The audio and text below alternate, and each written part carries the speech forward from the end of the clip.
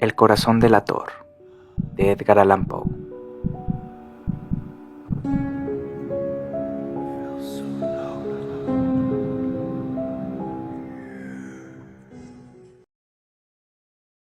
Es cierto, siempre he sido nervioso, muy nervioso, terriblemente nervioso. Pero ¿por qué afirman ustedes que estoy loco? La enfermedad había agudizado mis sentidos, en vez de destruirlos o embotarlos. Y mi oído era el más agudo de todos. Oía todo lo que puede oírse en la tierra y en el cielo. Muchas cosas oí en el infierno.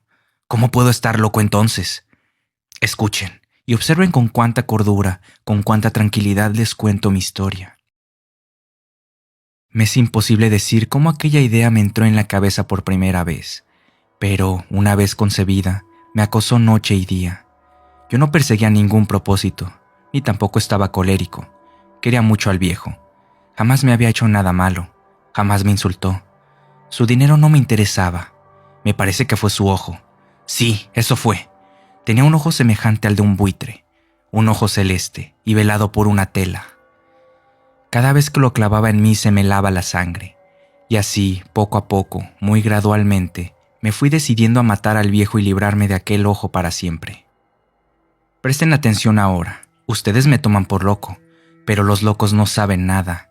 En cambio, si hubieran podido verme, si hubieran podido ver con qué habilidad procedí, con qué cuidado, con qué previsión, con qué disimulo me puse a la obra. Jamás fui más amable con el viejo que la semana antes de matarlo. Todas las noches, hacia las 12, hacía yo girar el picaporte de su puerta y la abría. ¡Oh, tan suavemente! Y entonces, cuando la abertura era lo bastante grande para pasar la cabeza, levantaba una linterna sorda, cerrada, completamente cerrada, de manera que no se viera ninguna luz, y tras ella pasaba la cabeza. Oh, ustedes se hubieran reído al ver cuán astutamente pasaba la cabeza. La movía lentamente, muy, muy lentamente, a fin de no perturbar el sueño del viejo. Me llevaba una hora entera introducir completamente la cabeza por la abertura de la puerta, hasta verlo tendido en su cama. ¿Eh? ¿Es que un loco hubiera sido tan prudente como yo? Y entonces, cuando tenía la cabeza completamente dentro del cuarto, abría la linterna cautelosamente. Oh, tan cautelosamente. Sí, cautelosamente iba abriendo la linterna, pues crujían las bisagras. La iba abriendo lo suficiente para que un solo rayo de luz cayera sobre el ojo de buitre. Y esto lo hice durante 7 largas noches, cada noche a las 12. Pero siempre encontré el ojo cerrado, y por eso me era imposible cumplir mi obra, porque no era el viejo quien me irritaba, sino el mal de ojo. Y por la mañana, apenas iniciado el día, entraba sin miedo en su habitación y le hablaba resueltamente, llamándolo por su nombre con voz cordial y preguntándole cómo había pasado la noche. Ya ven ustedes que tendría que haber sido un viejo muy astuto para sospechar que todas las noches, justamente a las 12, iba yo a mirarlo mientras dormía. Al llegar la 8ª noche, procedí con mayor cautela que de costumbre al abrir la puerta. El minutero de un reloj se mueve con más rapidez de lo que se movía mi mano. Jamás, antes de aquella noche, había sentido el alcance de mis facultades, de mi sagacidad. Apenas lograba contener mi impresión de triunfo. Pensar que estaba ahí, abriendo poco a poco la puerta, y que él ni siquiera soñaba con mis más secretas intenciones o pensamientos. Me reí entre dientes ante esa idea, y quizá me oyó, porque lo sentí moverse repentinamente en la cama, como si se sobresaltara. Ustedes pensarán que me eché hacia atrás, pero no. Su cuarto estaba sumamente oscuro, ya que el viejo cerraba completamente las persianas por miedo a los ladrones. Yo sabía que le era imposible distinguir la abertura de la puerta, y seguía empujando suavemente, suavemente. Había ya pasado la cabeza y me disponía a abrir la linterna, cuando mi pulgar resbaló en el cierre metálico y el viejo se enderezó en el lecho, gritando: «¿Quién está ahí?». Permanecí inmóvil, sin decir palabra. Durante una hora entera no moví un solo músculo, y en todo ese tiempo no oí que volviera a tenderse en la cama. Seguía sentado, escuchando, tal como yo lo había hecho, noche tras noche, mientras escuchaba en la pared los taladros cuyo sonido anunciaba la muerte. Oí de pronto un leve quejido, y supe que era el quejido que nace del terror. No expresaba dolor o pena. Oh, no, era el ahogado sonido que brota del fondo del alma cuando el espanto la sobrecoge. Bien conocía yo ese sonido. Muchas noches, justamente a las 12, cuando el mundo entero dormía, surgió de mi pecho, ahondando con su espantoso eco los terrores que me enloquecían. Repito que lo conocía bien. Comprendí lo que estaba sintiendo el viejo y le tuve lástima, aunque me reía en el fondo de mi corazón. Comprendí que había estado despierto desde el primer leve ruido, cuando se movió en la cama. Había tratado de decirse que aquel ruido no era nada, pero sin conseguirlo. Pensaba, no es más que el viento en la chimenea, o un grillo que chirrió una sola vez. Sí, había tratado de darse ánimo con esas suposiciones, pero todo era en vano. Todo era en vano, porque la muerte se había aproximado a él, deslizándose furtiva, y envolvía a su víctima. Y la fúnebre influencia de aquella sombra imperceptible era la que lo movía a sentir, aunque no podía verla ni oírla, a sentir la presencia de mi cabeza dentro de la habitación. Después de haber esperado largo tiempo, con toda paciencia, sin oír que volviera a acostarse, resolví abrir una pequeñísima ranura en la linterna. Así lo hice. No pueden imaginarse ustedes con qué cuidado, con qué inmenso cuidado, hasta que un fino rayo de luz, semejante al hilo de la araña, brotó de la ranura y cayó de lleno sobre el ojo de buitre. Estaba abierto de par en par, y yo empecé a enfurecerme mientras lo miraba. Lo vi con toda claridad, de un azul apagado y con aquella horrible tela que me lava hasta el tuétano. Pero no podía ver nada de la cara o del cuerpo del viejo, pues, como movido por un instinto, había orientado el haz de luz exactamente hacia el punto maldito. ¿No les he dicho ya que lo que toman erradamente por locura es solo una excesiva agudeza de los sentidos? En aquel momento llegó a mis oídos un resonar apagado y presuroso, como el que podría ser un reloj envuelto en algodón. Aquel sonido también me era familiar. Era el latir del corazón del viejo. Aumentó aún más mi furia, tal como el redoblar de un tambor estimula el coraje de un soldado. Pero, incluso entonces, me contuve y seguí callado. Apenas si respiraba. Sostenía la linterna de modo que no se moviera, tratando de mantener con toda la firmeza posible el haz de luz sobre el ojo. Entretanto, el infernal latir del corazón iba en aumento. Se hacía cada vez más rápido, cada vez más fuerte, momento a momento. El espanto del viejo tenía que ser terrible. Cada vez más fuerte, más fuerte. ¿Me siguen ustedes con atención? Les he dicho que soy nervioso. Sí, lo soy. Y ahora, a medianoche, en el terrible silencio de aquella antigua casa, un resonar tan extraño como aquel me llenó de un horror incontrolable. Sin embargo, me contuve todavía algunos minutos y permanecí inmóvil. Pero el latido crecía cada vez más fuerte, más fuerte. Me pareció que aquel corazón iba a estallar, y una nueva ansiedad se apoderó de mí. Algún vecino podía escuchar aquel sonido. La hora del viejo había sonado. Lanzando un alarido, abrí del todo la linterna y me precipité en la habitación.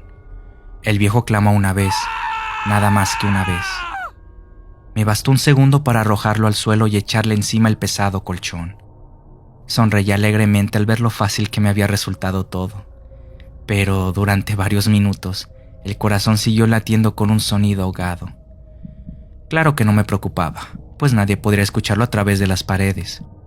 Cesó, por fin, de latir. El viejo había muerto. Levanté el colchón y examiné el cadáver. Sí, estaba muerto, completamente muerto.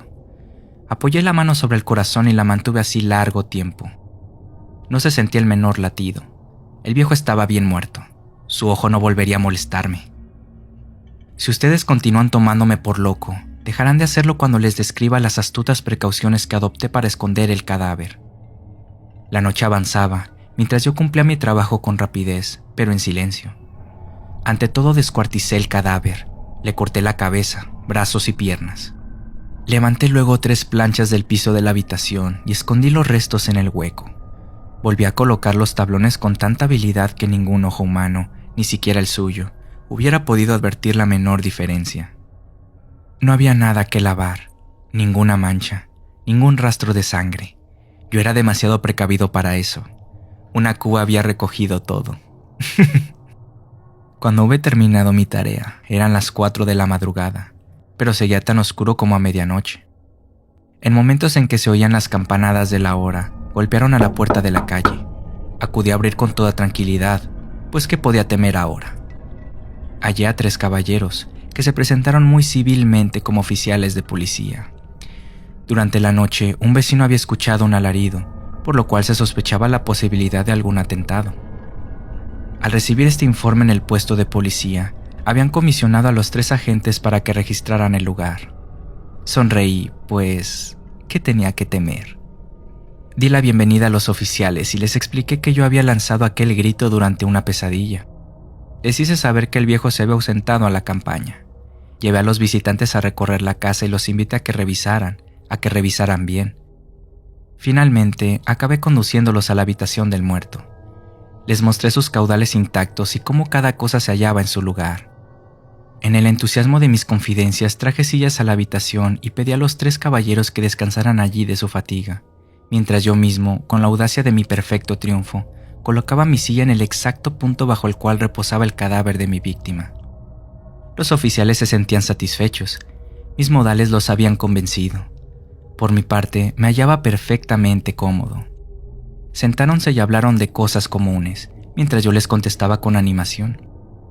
Mas, al cabo de un rato, empecé a notar que me ponía pálido y deseé que se marcharan. Me dolía la cabeza y creía percibir un zumbido en los oídos, pero los policías continuaban sentados y charlando. El zumbido se hizo más intenso. Seguía resonando y era cada vez más intenso. Hablé en voz muy alta para librarme de esa sensación, pero continuaba lo mismo y se iba haciendo cada vez más clara, hasta que, al fin, me di cuenta de que aquel sonido no se producía dentro de mis oídos. Sin duda, debí de ponerme muy pálido, pero seguía hablando con creciente soltura y levantando mucho la voz. Empero, el sonido aumentaba.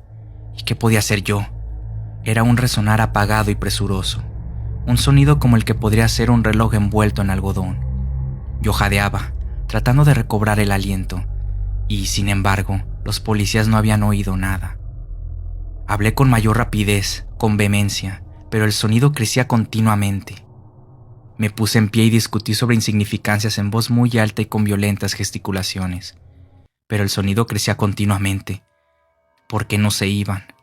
Anduve de un lado a otro, a grandes pasos, como si las observaciones de aquellos hombres me enfurecieran, pero el sonido crecía continuamente. ¡Oh Dios! ¿Qué podía hacer yo? Lancé espumarajos de rabia. Maldije, juré. Balanceando la silla sobre la cual me había sentado, raspé con ellas las tablas del piso, pero el sonido sobrepujaba a todos los otros y crecía sin cesar. Más alto, más alto, más alto. Y entre tanto los hombres seguían charlando plácidamente y sonriendo. ¿Era posible que no oyeran? ¡Santo Dios! No, no.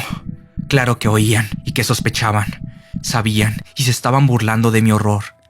Sí, así lo pensé y así lo pienso hoy. Pero cualquier cosa era preferible a aquella agonía. Cualquier cosa sería más tolerable que aquel escarnio. No podía soportar más tiempo sus sonrisas hipócritas. Sentí que tenía que gritar o morir. Y entonces, otra vez, escuchen, más fuerte, más fuerte, más fuerte, más fuerte. Basta ya de fingir, malvados, aullé. Confieso que lo maté. Levanten esos tablones. Ahí, donde está latiendo su horrible corazón. Escuchaste Letras Abiertas. Nos escuchamos en la siguiente lectura.